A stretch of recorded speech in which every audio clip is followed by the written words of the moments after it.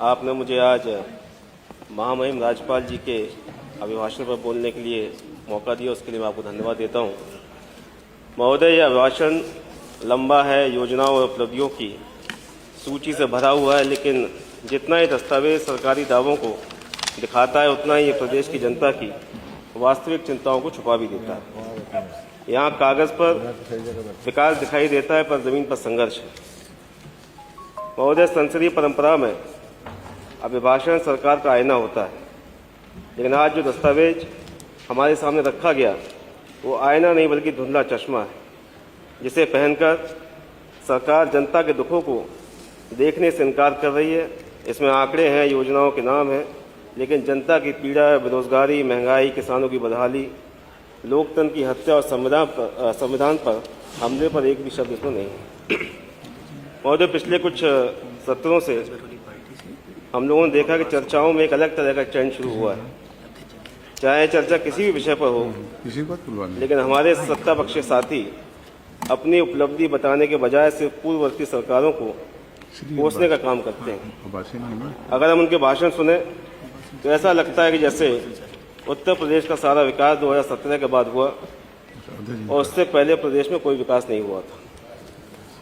आलोचना करते हुए ये भी भूल जाते हैं इससे पहले भी भारतीय जनता पार्टी ने 3 बार सरकार बनाई।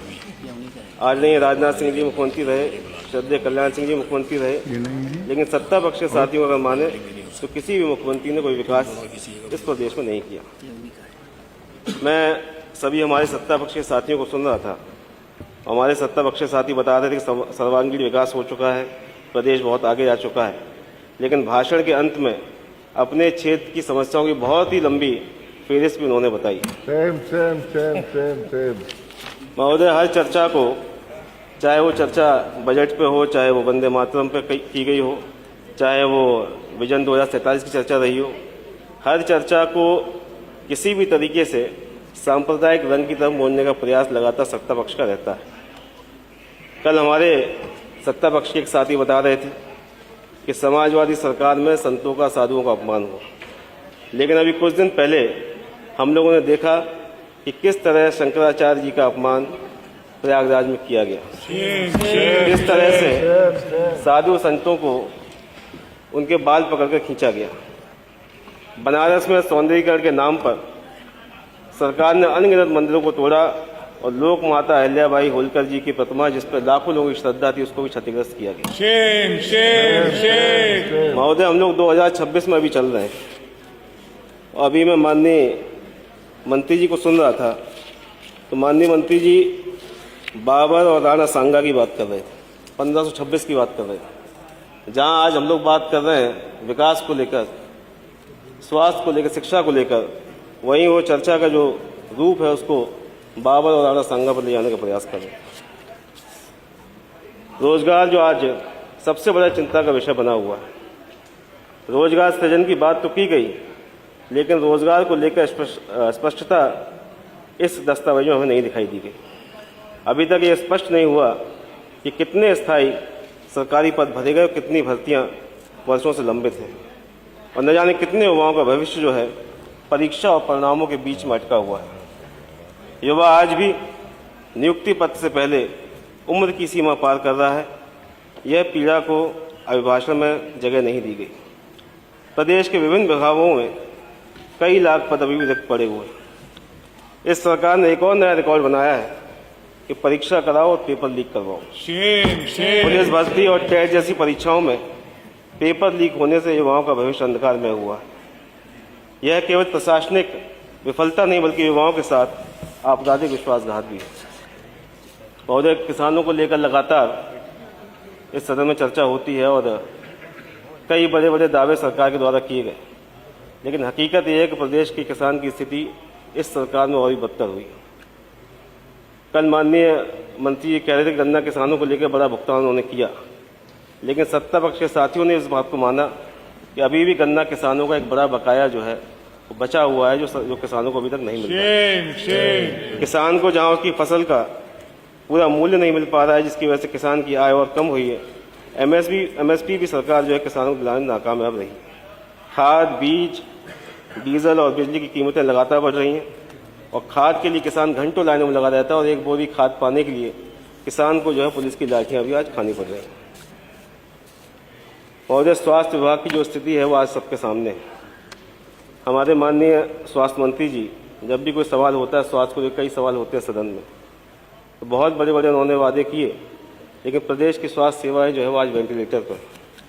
जहां समाजवादी सरकार ने 108, 102 एम्बुलेंस को चलाने का काम किया था, वहीं उनके मेंटेनेंस और रखरखाव न होने की वजह से आए दिन हम लोग अखबारों में पढ़ते हैं कि एम्बुलेंस के अभाव में मरीज कहीं स्कूटर पे, बाइक पर, यहाँ तक कि ठेलों पर भी लोग अपने मरीज को लाने पर मजबूर हैं। कई बार सदन में ये मुद्दा उठा, उसके बावजूद भी बड़ी संख्या में अभी भी CSC और PSC ऐसे हैं, चाहे वो सत्ता पक्ष के साथियों के क्षेत्र के हों, चाहे हमारे क्षेत्र के हों, जहाँ पर डॉक्टरों की और स्टाफ की भारी कमी अभी भी वहाँ बनी हुई।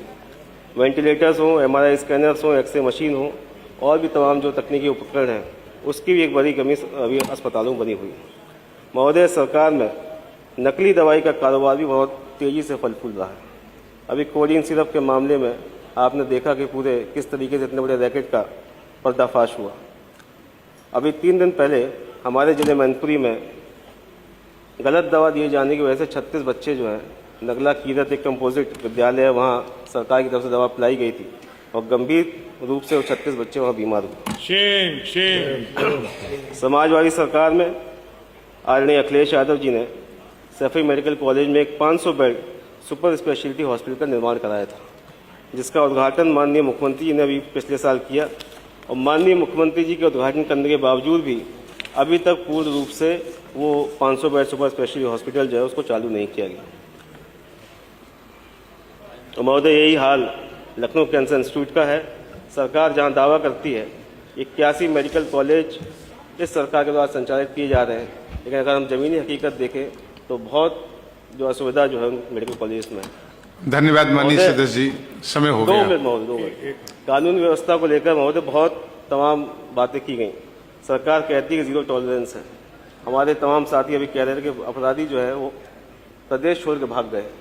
अगर प्रदेश छोड़ के अपराधी भाग गए तो ऐसे कौन से लोग हैं, सरकार को चिन्हित करें, जो हमारे प्रदेश में आकर इस तरह लगातार अपराध कर रहे हैं। आज सत्ता के द्वारा संरक्षित अपराधी खुलेआम घूम रहे हैं और सरकार का जो बुलडोजर है वो सिर्फ पीड़ित समाज के लोगों पर चल रहा है। अभिभाषण में बताया गया कि माफियाओं पर कार्रवाई हुई, संपत्तियां जब्त हुई, पुलिस की प्रतिक्रिया का समय घटा, लेकिन क्या आज आम आदमी का भय कम हुआ?